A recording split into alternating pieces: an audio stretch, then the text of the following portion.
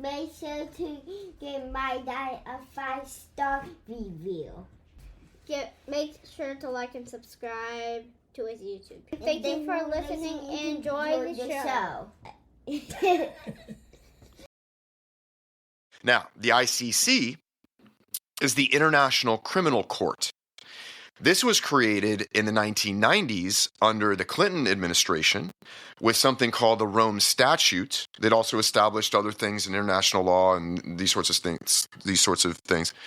And the ICC is the court that's set up to try individuals, right? So this is the court that can actually try individuals, leaders, military heads or generals, or these sorts of folks for war crime, for the gravest of crimes, right? And so for international legal scholars, these grave crimes include things like war crimes, crimes against humanity, genocide, etc., right? So these are only these massive, major international war crimes that the ICC takes up.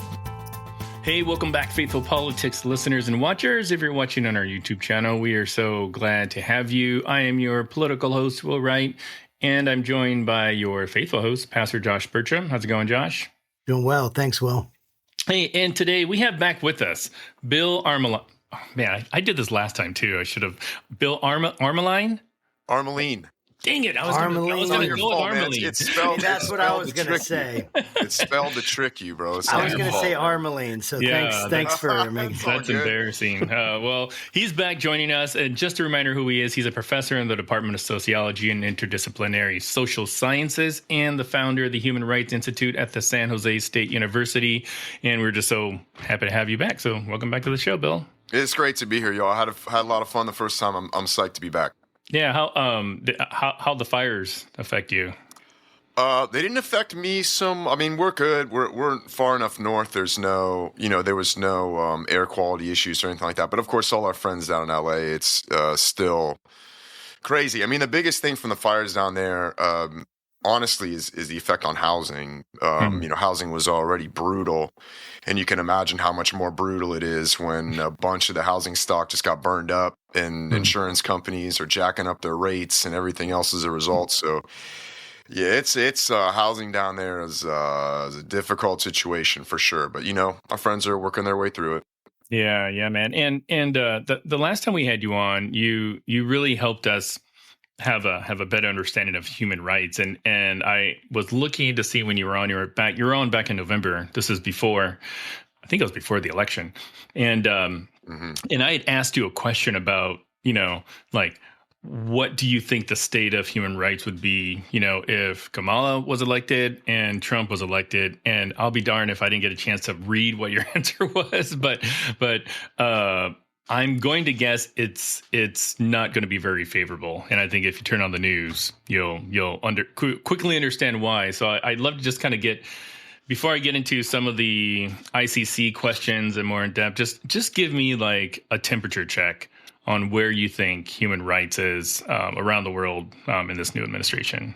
Sure. I mean, it's pretty dire. I mean, I can't really pretend otherwise. So this is an administration that, in my view and in the view of some others, is trying to get ahead of the declining empire in some ways. One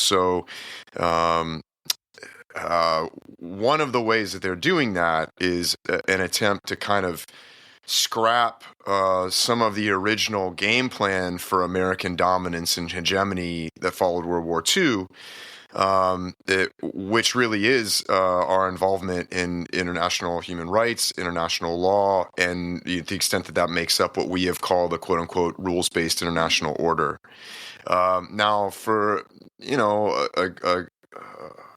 in many ways over the past several decades, that order has been quite beneficial for the United States and U.S. allies in the building of U.S. power all over the world, but also for, global capital and, not just the United States, but sort of the business interests around the world as well and all these sorts of things. And we've reached an interesting point in U.S. and world history where the United States, and particularly this administration, is kind of starting to scrap some of that plan for U.S. power and hegemony.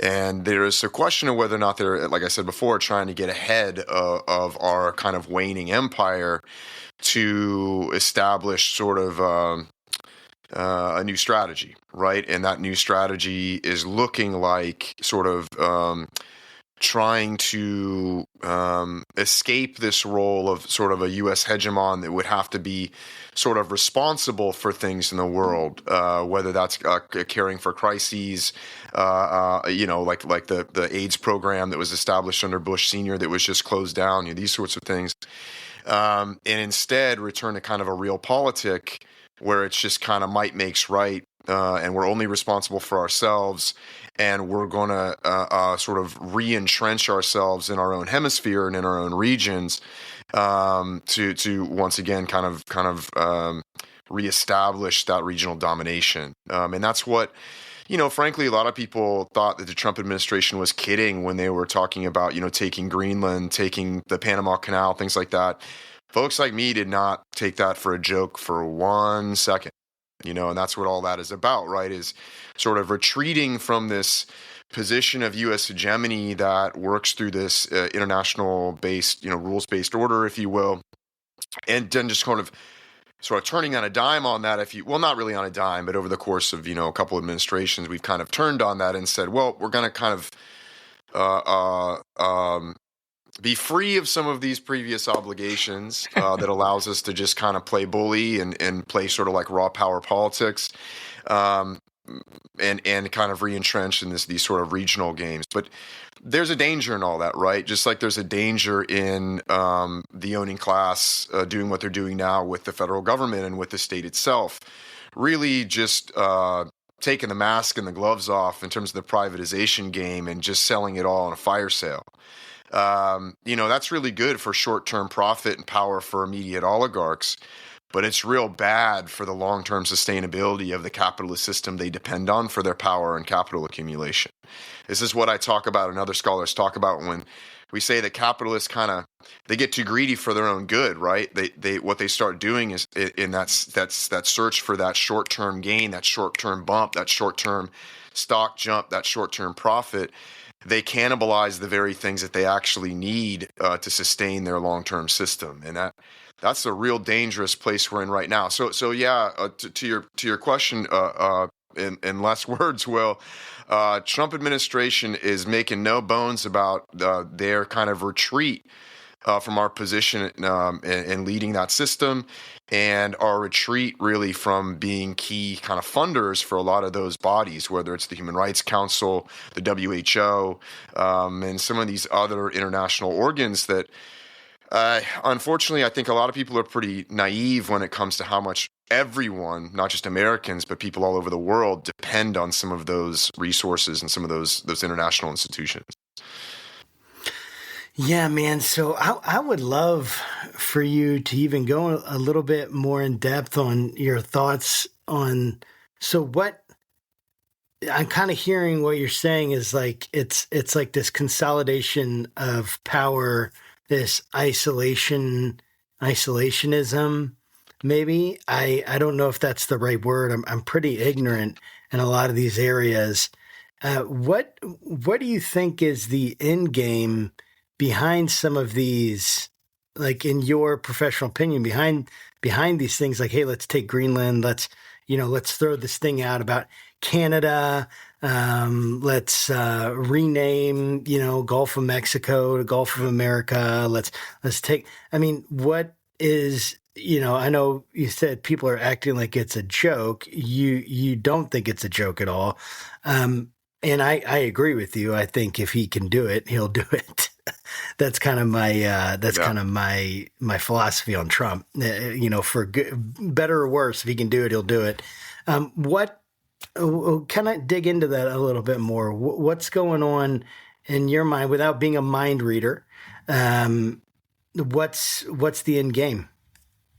Yeah, well, Josh, I wouldn't say you're being ignorant at all, bro. I think these are really good questions, man. I think they're real honest questions, too, that a lot of people are pretending they know the answers to that don't, So a lot of this is sort of educated speculation, but we can do our best. So, first of all, on the taking of these various places, right? It has to do with the way that geopolitics are being perceived by this administration, particularly how geopolitics are being perceived vis-a-vis China. So one way that China has been growing their power all over the world is different than the way that we do. So rather than do it by planting military bases in everybody's backyard and penning in the world island with our Axis strategy, what China has done is kind of similar to what Spain and the Iberian Empire did in the First World Order, which is to establish order by establishing dominance of all of the sort of pinch points for global trade. So this is what they've been doing all over the world in terms of building ports, building their Belt and Road Initiative, which is basically building trade routes and establishing this infrastructure for sort of Chinese-dominated trade as a sort of soft power project. And they did that as the United States really abandoned all of those kind of soft power projects and all of that, even infrastructure building for our own domestic sort of society, communities, and so forth. This is what people have been waking up to in terms of China having all the high-speed rail, nice cars, and all the nice things, and we are stuck with a completely sclerotic, rotting infrastructure and frankly, society. And so this is sort of their perception, and their perception is not altogether wrong. Right. And so they are not wrong in that China has been building their soft power influence all over the world by really dominating and attempting to dominate all of these pinch points for trade. And the Panama Canal is a very obvious pinch point for trade. Now, is it true that China controls the Panama Canal? No, that's bluster from Trump and his, loose lips. But what I'm meaning to speak to is really how they're perceiving geopolitics. And what I'm saying is that perception is not altogether not there, right? That is very much kind of in play. Now, Greenland speaks to some of that geopolitical perception, but it also speaks to something else, which is climate change. So there has actually already been an ongoing race by world powers, by great powers, particularly Russia and the United States, but not only Russia and the United States, for control of the Arctic.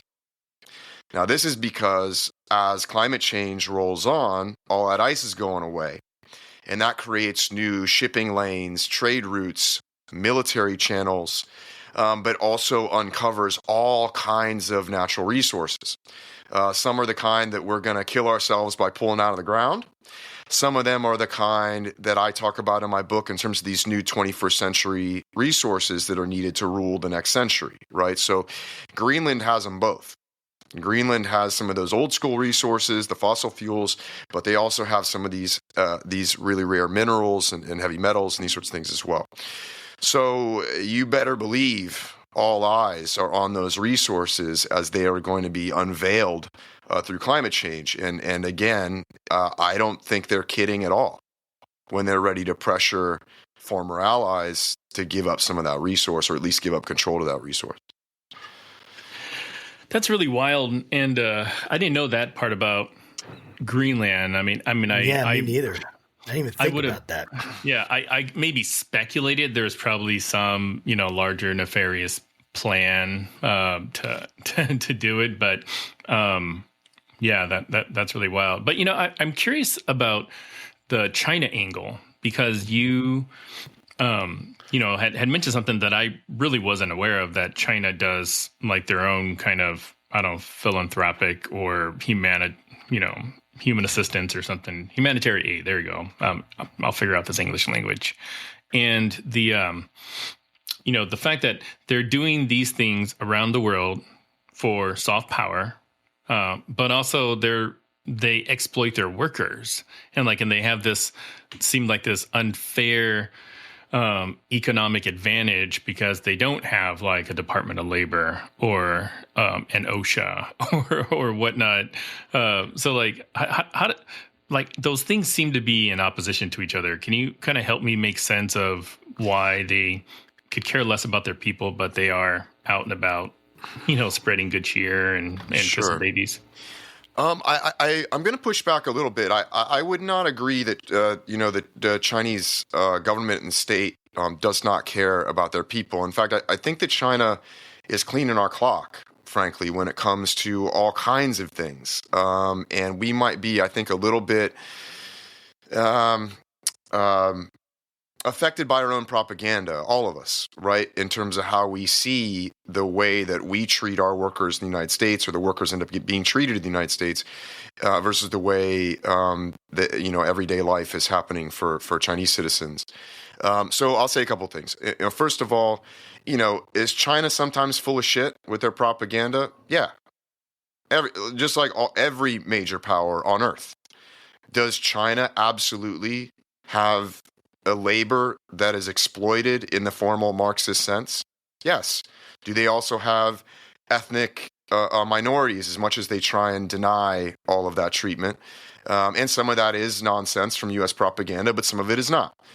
Do they have these kinds of ethnic groups that they also exploit in the process of production and other things, and expropriate, so go further than exploitation to actually just take and theft and all of that? Yes, absolutely.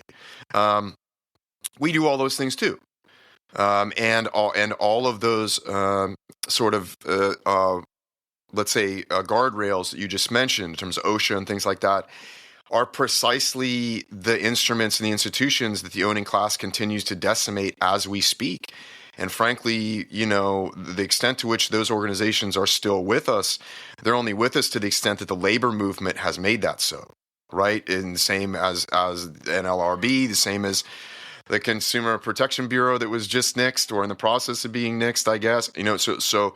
So I would say that both in China and in the United States, these are questions of class warfare. These are questions of, to what extent are working people in China or working people in the United States able to make political demands on their states and have those demands be met? Now, those conversations happen a very different way in China, politically and in terms of speech rights and things like that. But I think we would have a very interesting conversation if we compared and we looked at what's successful and what is not between the two nations. And I think there's a lot to be learned there, which is why I think what you're going to hear from me most often is advocating we really have to get off of a competitive position relative to China, particularly at the level of civil society, and we really have to start pursuing deep and integrated cooperation. And I think that's really the answer for everyday people of both nations. Unfortunately, I don't have a whole lot of trust in our respective owning and ruling classes to make that happen without us forcing them to do so. I mean, this is like, I know we gotta talk about the ICC. That's what we were going to talk about. But this is so challenging for me because, and maybe it is like what you're saying, this propaganda or whatever I've received, but there's this view in my mind that the average Chinese citizen is subjugated, right? That they are essentially under an oppressive regime, like a government that does not give them rights. Again, I've never been to China. I've met some Chinese citizens, and I am woefully ignorant as to the daily life of an average Chinese citizen. So kind of help me understand, because I just have never really heard what you just said before. Yeah, not that I didn't think it was out there, but help me understand that a little bit more. That's a fascinating thing. And then, what would cooperation look like? You had mentioned some really intense, deep cooperation. What would it look like? And then first of all, I love the question. I mean, I really do. And I really encourage you and your audience to check out all of the posts so there was a really interesting thing that happened. I'm working on writing something on this, actually. So when the TikTok ban was threatened, right? And I guess it's still up for grabs whether it's banned, isn't banned. I don't know. I'm not a TikTok guy, so I don't know. But when that happened, right, you did have this moment where you had all kinds of young people especially, but people really across the board joining Red Note. So joining not just a Chinese social media company, but a Chinese state-run social media company and Red Note. And what you saw in that really interesting, what I see as an absolutely fascinating sociological experiment playing out in front of our eyes, is all of those kinds of aspects of both Chinese and American propaganda breaking down as everyday people were just able to ask each other questions about their lives and get to know one another and get to know. And I mean, some absolutely fascinating, but also some wonderfully heartwarming things were happening in that moment, and I think continue to happen through that exchange.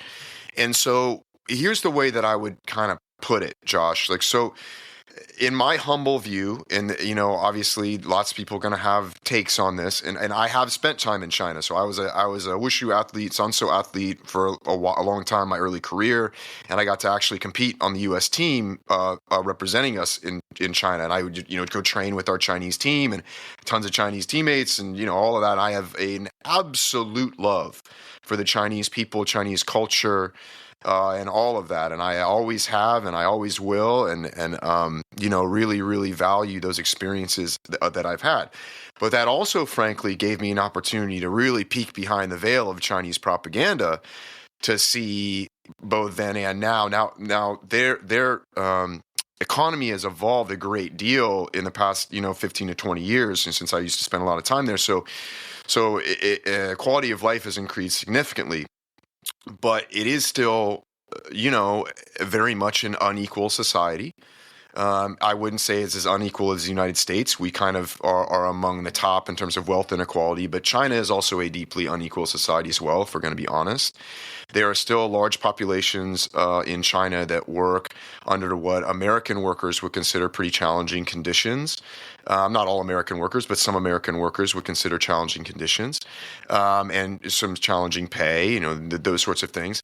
However, some of the old patterns of the great migrations from the sort of rural east to the cities in the west has somewhat shifted as their economy and the way the economy works has somewhat shifted, and their middle class has grown significantly, as has happened in India and other growing powers, right? So I think the way that I would describe it is that we have greater freedom, certainly, when it comes to certain forms of political repression and speech and these sorts of things. But we could also talk about how those things are being squeezed for us too, right? We could talk about the extent to which those are just kind of like rights in theory versus rights in practice, right? Where they, frankly, clean our clock are on what we call in human rights social and economic rights.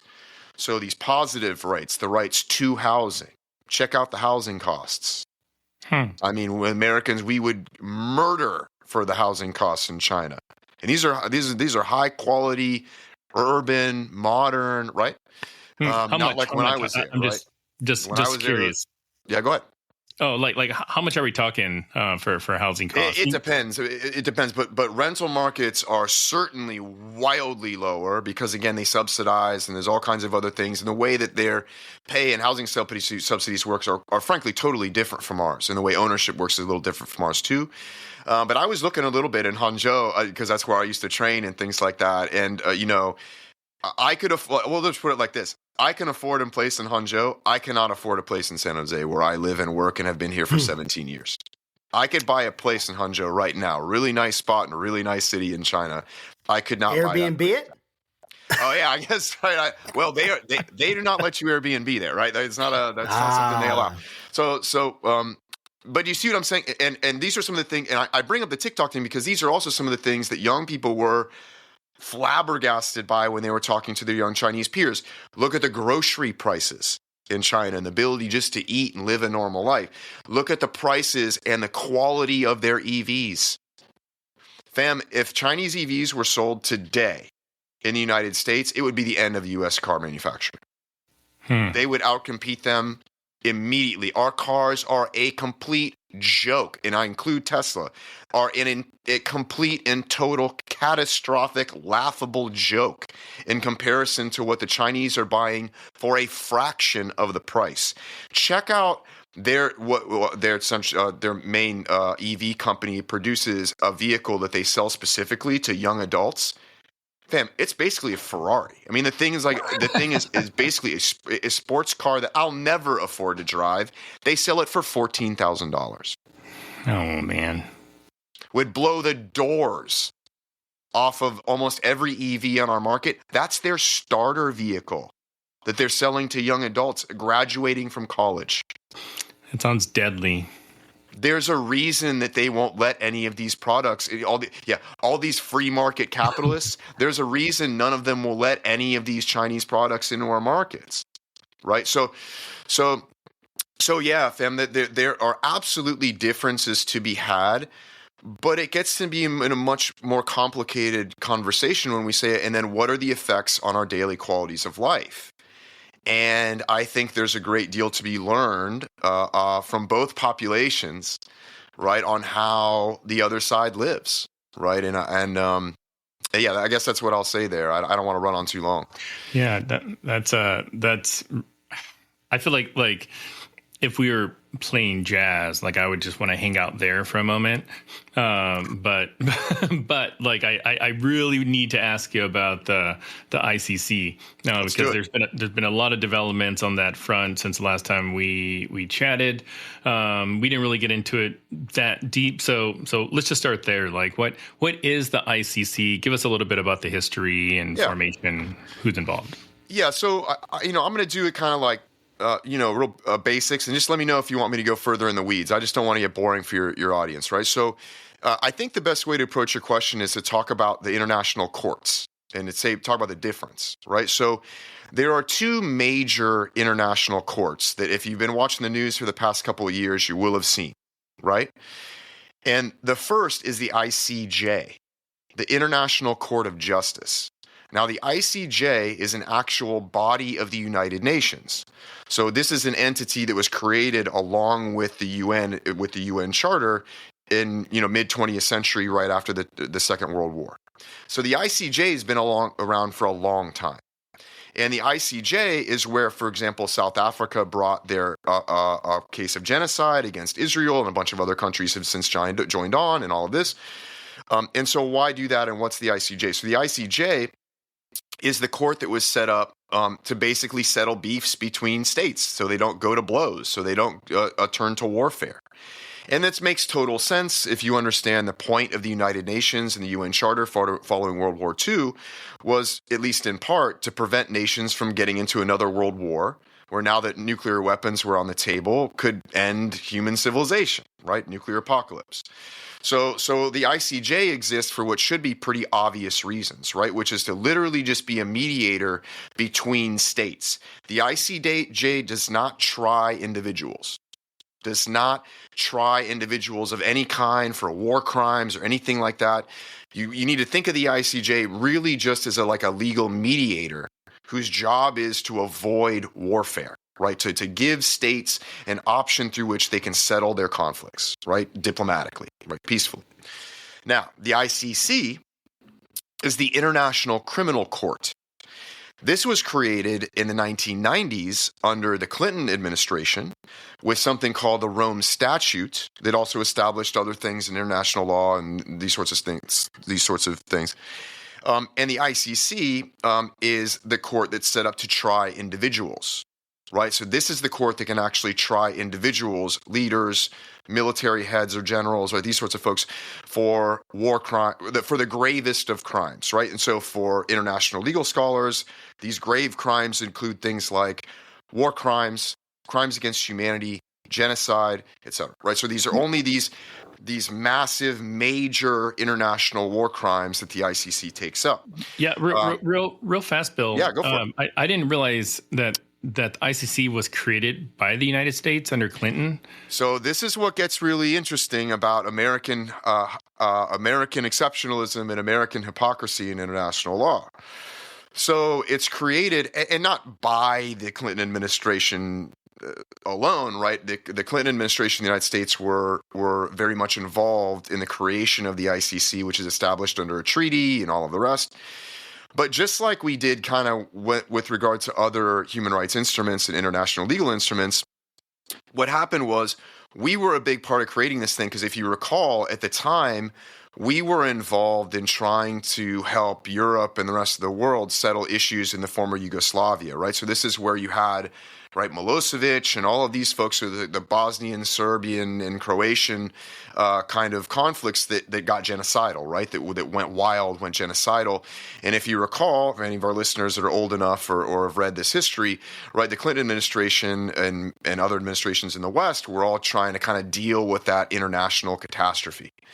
Now, we were also trying to do our own thing in terms of foreign policy intervention and all that too, but that's another conversation for another day. And so we become heavily involved in those discussions and in the actual formal creation of the ICC because we were also involved, right, in trying to deal with that conflict. And if you recall, right, trying people from that genocide was one of the first acts of the ICC when it was established. So pretty clear, that's kind of what our game was, and that's kind of why we were involved. Now, what did the Clinton administration say literally as they was signing on to the as a signatory but not ratifying, sort of, in other words, giving jurisdiction of the ICC for the United States? The Clinton administration said to the world, we ain't doing that. And made no bones about it. Really, I mean, this is kind of really what's funny about it. It's like, you'd think they'd have been subtle about it. They weren't. They come right out and said why. They said, we're not going to do this. And we're not going to do this because we know that if we do this, you're going to bring up military leaders and political figures in the United States up on war crimes. That's not going to happen. And so from the jump, we took a position of American exceptionalism, where, again, this counts for everyone else, but not for us unless we tell you, with regard to the ICC. So that's always been the U.S. position.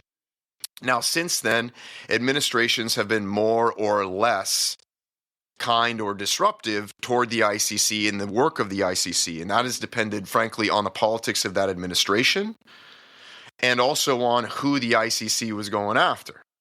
So, for example, you'll note when the ICC is talking about going after Putin in Russia, we're all for that. And we were all for saying, hey, these are war crimes. Hey, these are crimes against humanity, which, by the way, they are, right?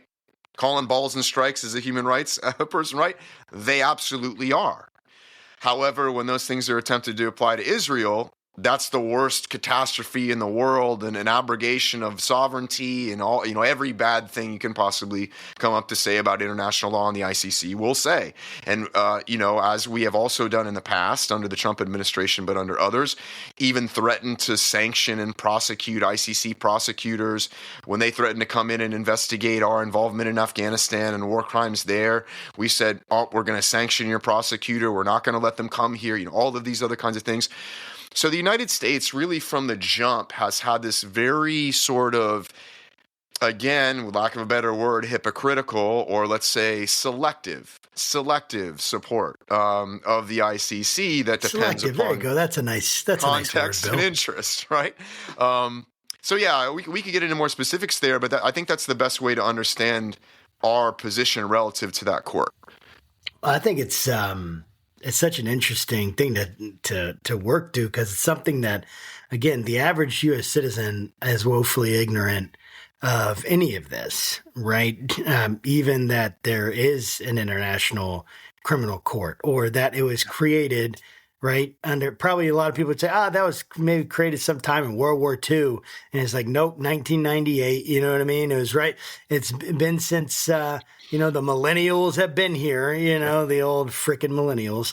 And so I would love for you to kind of help us understand the effectiveness of the ICC. I mean, you've already kind of alluded to some of the constraints it might have, especially when trying some of these major powers that are like, nah, we're not going to do this. We're not going to play ball, especially the United States. But what would you say would be like the achievements of the ICC that you would want to say, hey, this has been some good that it's done? And then what would be the challenges and limitations that you've seen of the ICC? Sure. And I think that's really the best way to answer your question, is to speak to strengths and limitations, right? So what are some of the strengths? What are some of the strengths of the ICC and of the ICC's power? A few things are, frankly, the strength of just simply investigation. and the revealing of information. So the sort of antiseptic effect of sunlight, if you will.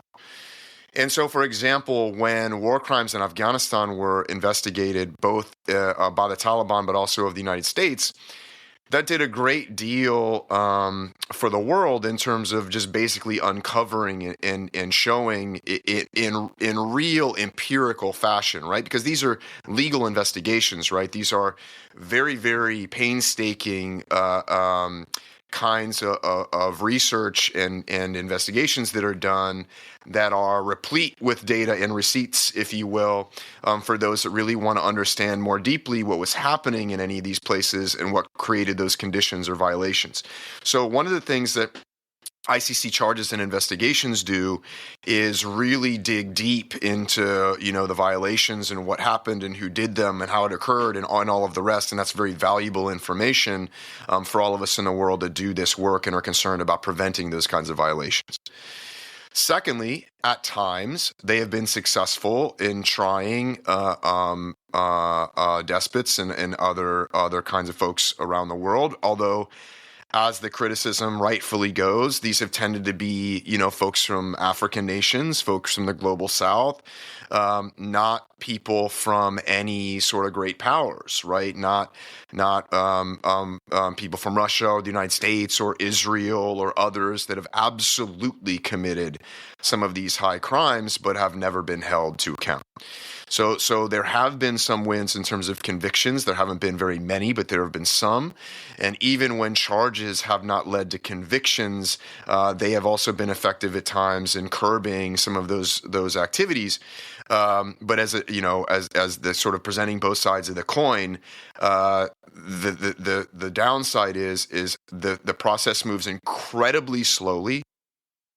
So that also has kept many people from being actually held to account. And like I said before, the court has been, for all kinds of reasons that we get into if you like, unable to challenge the power of great powers that sit on the Security Council in order to bring that justice to the highest points in our world, which is frankly where it's most needed. So once again, you're not going to see any successful indictments of politicians or military heads in any of those great powers. It just hasn't happened. Now, that being said, again, to kind of play both sides of the coin here, it doesn't mean that those haven't been completely ineffective. So take, for example, the charges right now against Ben-Gvir and Netanyahu and some of the other Israeli leadership, which, by the way, should absolutely be applied to American leadership, 1,000%, but that's another conversation. And look at what that means. So one of the big deals with Trump's sickening meeting with the war criminal Netanyahu in the White House is that he is exactly that. He is an absolutely wanted war criminal and fugitive to international justice, and it is actually everyone's duty to abide by those arrest warrants. Now, because we did not formally give jurisdiction to the ICC in the United States, we're in a bit of a gray area there. However, European nations are not. And so already there was a big sort of like dust up, we'll say, around Poland allowing him to fly through Polish airspace to get here and all those other things. And you'll note he is not scheduling trips to the EU. He is not scheduling trips to many of these other places in the world and cannot do so without absolutely risking his arrest, because not everybody in the world is like the United States, and many other countries in the world have demonstrated their willingness to abide by those ICC obligations to arrest any war criminal that comes into their sovereign territory. And that includes Canada, by the way. So again, it's both a strength and a limitation, right? There are these warrants that go out, and it can very quickly curb where folks like this can plant their money, can travel, can allow their kids to travel or go to school or vacation or escape the war at home and all. So it's not that it does nothing, right? And these owning class and ruling class folks that are crying and screaming about how absurd international laws and all that, wouldn't be doing so if they didn't see it as threatening to them, right? So I know that might be kind of an unsatisfying answer. It seems kind of ambiguous, but that really is the accurate read, right? There are some strengths to the ICC and reasons to really bolster it and keep it around and really try and make something like that work. And there are some really sort of fundamental criticisms of the ICC and its limitations that absolutely deserve to be addressed and would need to be addressed for it to really succeed in its mission. I've got a couple different questions. Number one, like if Bibi Netanyahu is no longer prime minister, Israel, whatever, and someone else gets in there and, could that person decide to comply with ICC and then and send them off and away? Well, the Israeli state would have to make that assessment. But the general condition that you're describing theoretically is possible, yes. Got it. So let's say, for example, Palestinian resistance succeeds, and Israeli liberal and progressive politics and resistance succeed against sort of Israeli Zionists and the Israeli right wing. And you somehow, on the other side of all this mess, let's say 5 years or so from now, you spit out on the other side a more progressive Israeli state. That Israeli state, just like any state can make whatever decisions they like with regard to the international treaties to which, and courts to which they are a party. If they do so, they can do whatever they like from there. Absolutely. Now, do I think that's on the immediate horizon? No. Right, but that's kind of a different conversation. Yeah, and what involvement, if any, do you think the ICC would have if Trump actually decides to do what he wants to do to Gaza, as he's publicly stated? Sure. Well, the ICC itself will not be able to do very much to stop that, because again, the ICC depends upon member states to do some of that work for it, right? It's not like as if the ICC has like a international marshal service that it can go around and kidnap and arrest, anyone who has a warrant, right? So right. And for obvious reasons, right? We can see how that wouldn't work. And as you may or may not know, from previous administrations, since the Clinton administration, there's also been a law passed in the United States that we will potentially use military force to free any of our own citizens or potential allies who are arrested and detained at The Hague or for a trial at the ICC. So we've even threatened, hey, wow, we are willing to use force to back up our hypocrisy. SEAL Team 6, dude? I mean, I don't know what specifically we'd use. I mean, to be honest with you, but I mean, that is real law. That is a real thing. Now, to be honest, do I really think it would go down like that? No, for other reasons. But that it's going to be a different question as to, what can stop what is really, I mean, you're not asking this a question, but I'm going to say it, is a plan that's seen as sheer lunacy by much of the world. I mean, and let me share as to why. Even many conservatives are calling. I mean, I don't know how many of you listen to Breaking Points or anything like this, but even Sagar on Breaking Points was I'll be one of the hippies out protesting war if this happens. You know what I mean? Because even some of the conservatives are realizing that you have this MAGA agenda that's claiming to be isolationist and, America first and all this kind of stuff. And here he just said that we would take on the greatest international crime and catastrophe created and mess in the world on US dollar with US boots on the ground. And we would, quote, own it and all these things. I mean, beyond that being wildly illegal in every which way, it is an absolute disaster for U.S. foreign policy for the foreseeable future. I mean, our diplomatic abilities in the Arab world or in any of the allied world in the South and the East would be destroyed, like permanently.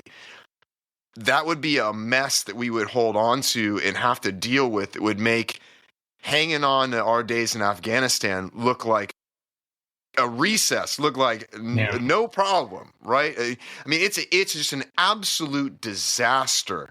But at the same time, like, was I surprised by it? No. The president's a con man real estate mogul. He is doing exactly what a con man real estate mogul would do in this situation, even surprising Netanyahu in real time with his announcement. But Bill, just remember all the people that want to go have nice tourism of Jerusalem, and they need a place to stay. I mean, have you thought about them, Bill?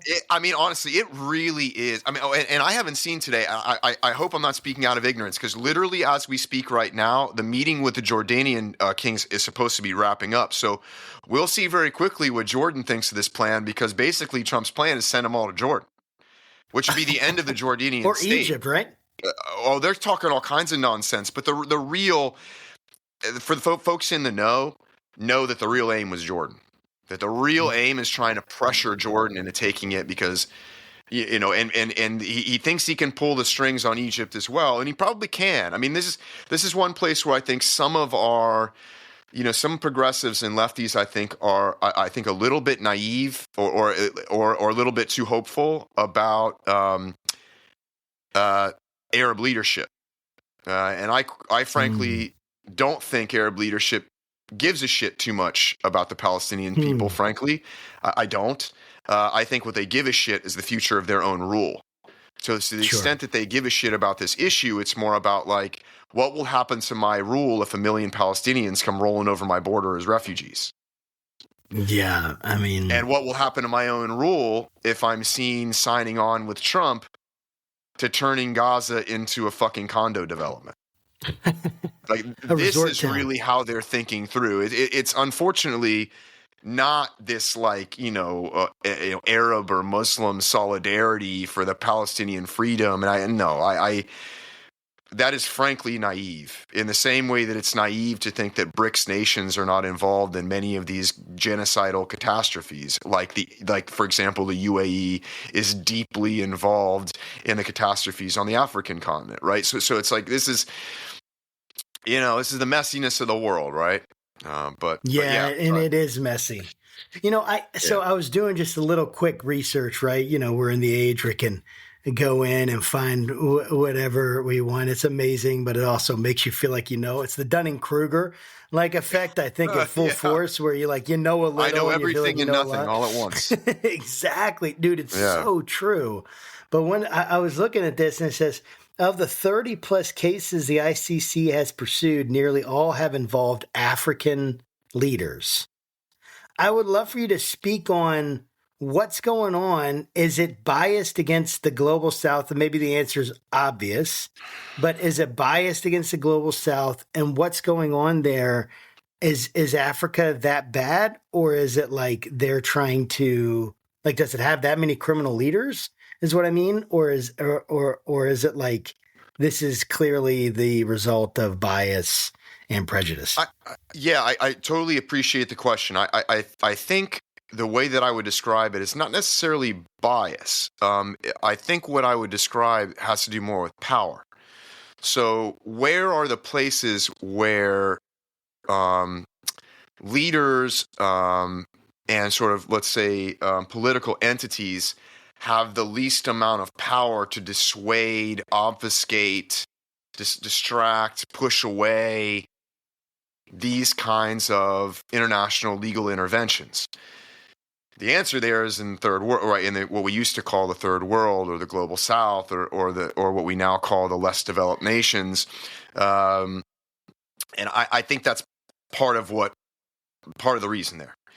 I think another reason is that Africa has been, in terms of the international sort of, when you think about the focus of international elites all over the world, so the business class and political leaders that are also in their let's say cohort and service, Africa has been a real a place of focus. Why?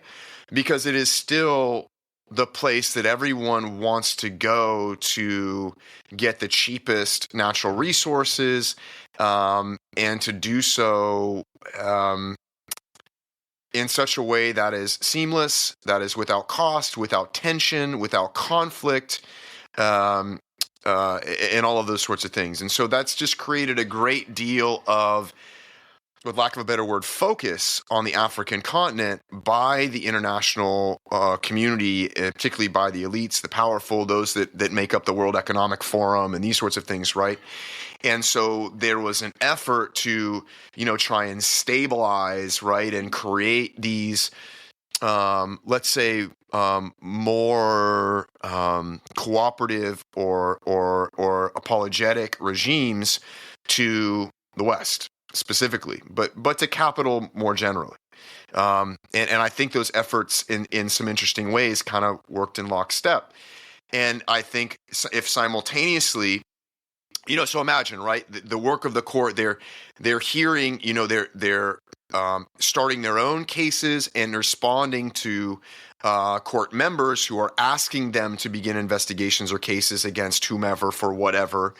And they're doing this over the years, and you're going after, whatever cases, making these decisions. Well, those decisions are also being made on who's funding your court. Which states fund the ICC and which states do not, right? Well, you can imagine who those funders are, right? So that's kind of undergirding your work. But then also, as you're doing that work, you're having all of these subpoenas succeed in the global South, while all of them that you're trying to issue in the global North to the powerful countries do not. And so you get a statistical result of that, where the only cases that you have go through, let alone succeed, are, again, these cases out of the global South, the global East. And so it is, again, not bias per se, because that would suggest that they were just never trying to issue those other kinds of cases or arrests. Part of the story, not all of the story, right? But yeah, I mean, it like I said before, this is absolutely one of the most fundamental criticisms of the ICC, and it's absolutely legitimate, right? I mean, if you look at its history, it's been very good at going after some kinds of folks and very bad at going after, players from great powers. So like the people that make up the ICC, are these like presidential appointments? Are they voted? Like how does one actually get to be on the committee? And where is it located at anyways? Oh, so it's located primarily in The Hague, right? Oh. It has other locations as well, but when we refer to the ICC or people being put in front of that's why you heard a bunch of people saying like, throw them in The Hague, or that kind of thing. So it's in the Netherlands, right? So it's in Northern Europe. So that's where it is. These processes are internal. So people apply, legal professionals and other folks like me who are like area experts and these sorts of things apply to the ICC, apply to the court. The court has internal processes for selecting who becomes like ICC prosecutors and these sorts of things. And you can look up, whoever is appointed at whatever times to be those lead prosecutors. And what you'll find is those prosecutors actually have a great deal of agency in determining the work of the court. And this is why sort of U.S. efforts to put a whole lot of like sanction and political pressure on those individual prosecutors has been such a big news item, right? Because that is actually very, very can be very effective in shaping what the court can and cannot do. Right. And the funding, like, does each country have to, contribute a fraction of their whatever? Well, it's not has to, right? Unfortunately, it's part of their agreements as and if they sign on to the court, right? There are typically financial agreements that each state agrees to in terms of their membership to the court and the court's jurisdiction.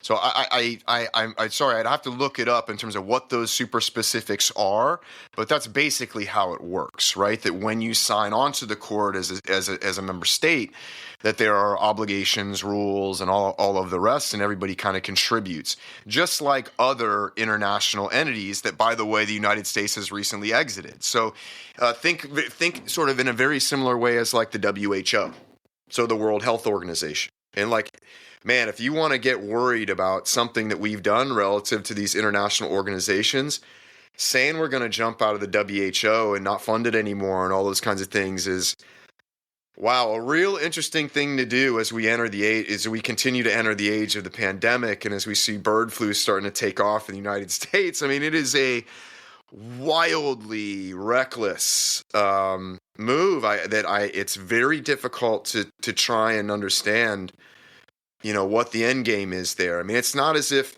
the amount of funding that we send to the WHO affects in any meaningful way, our budget or our deficit. We're not going to be saving important funds by doing this.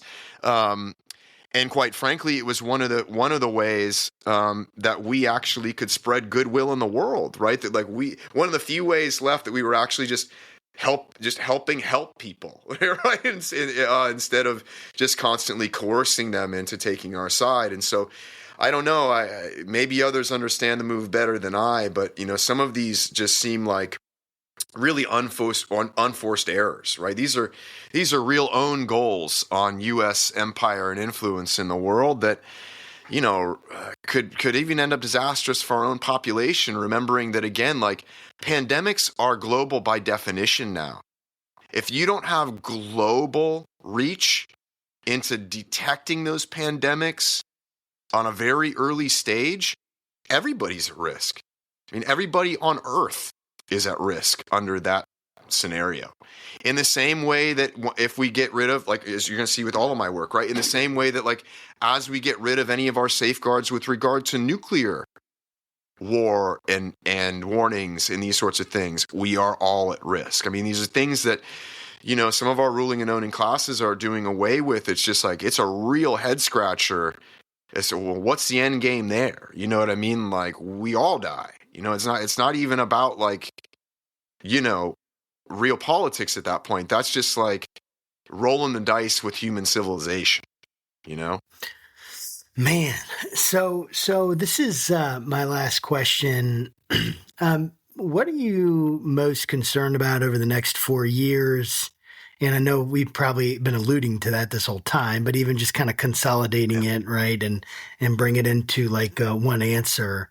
And then what are you hopeful about? Are there any bright spots that you're seeing right now? So my concerns have to do with the central concerns that I talk about in my work, which is our overlapping threats to human survival, right? Which, I mean, how can I start anywhere other than that, right? I mean, anything should be secondary to that. So, and why am I concerned about those things given current trends? So when you have an administration saying drill baby drill, we're gonna uncover every possible fossil fuel lease and exploration. We're gonna get it all out. We're gonna do. I mean, that's suicide. I mean, that is for real global suicide. And I can't emphasize that enough. And this is, the reason that you have climate scientists literally committing suicide, literally self-emulsifying in public, saying, please listen to us. You know what I mean? They're not doing that for shits and giggles or for clicks, this is because this is real. So that is terrifying for me. I mean, I am, because what people don't understand is there's points of no return. Right? You can fuck that up bad enough that it's game over, because these are, right? Climate change is accumulation. It's not about rate, right? It's about how much water is in the tub, not about how fast is the water coming out of the faucet. We're almost to the top in the tub. You have to stop the faucet and you have to create a drain on top of that.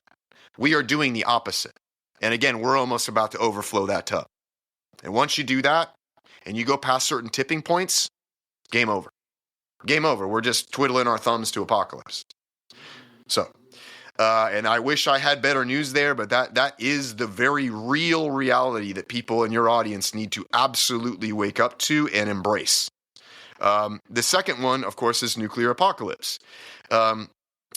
Entering into this nuclear arms race with China, who does have the capacity to keep their promise, which is to match and probably pass U.S. and Russian stockpiles by 2035, is, again, like literally just rolling the dice with the future of the planet.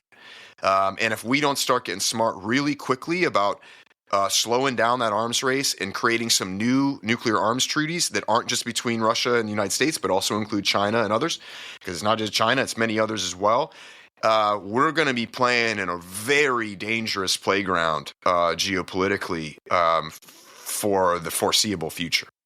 Now, where do I have hope? Oddly enough, we talked about earlier, is what gives me hope.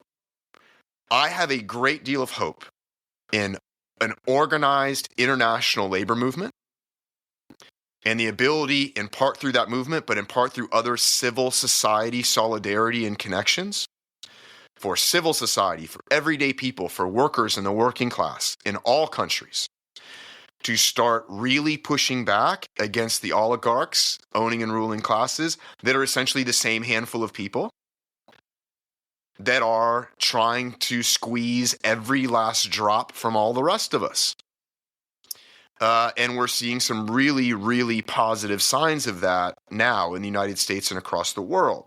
And in the United States, that is in part manifested in this growing labor movement, this growing union movement across the board, across the country, that is also working toward a potential general strike in 2028 that could also be international. That is the kind of scope and that is the kind of politics that we have to really start thinking about as we face a very powerful class of oligarchs who have clearly and obviously captured state power, not just in the United States, but all over the world. And so you got to have strategies that match what you seek to confront, right? And I don't know how you confront that powerful and that consolidated and owning class without really organized, militant, powerful labor in opposition. And maybe I'm naive. Maybe there's a solution I'm not aware of. And if someone wants to, can show me that, I'll be the first to read that book. But as far as I understand, that's really the very difficult but amazing work ahead of us. That's really, really cool. Well, Bill, thanks again for stopping by. I mean, I could probably just keep talking to you for several more hours and pick your brain about stuff, but that just gives us more reason to have you back on again. So yeah, thanks for coming by. I love this. I love this show, fam. I love this show. I love your audience. I love the I mean, for real, fam. I love the structure of your show. I love the sort of the idea of it as well. And for again talking about creating solidarity across party. Mm-hmm. And across communities and culture in the United States, shows like yours is where we got to be. Yeah. And I'd say that to all your audience members. I don't care who you voted for. This movement wants you. If you're a working person, whether you realize it or not, you are the fodder of this billionaire class, and we want you as part of this movement.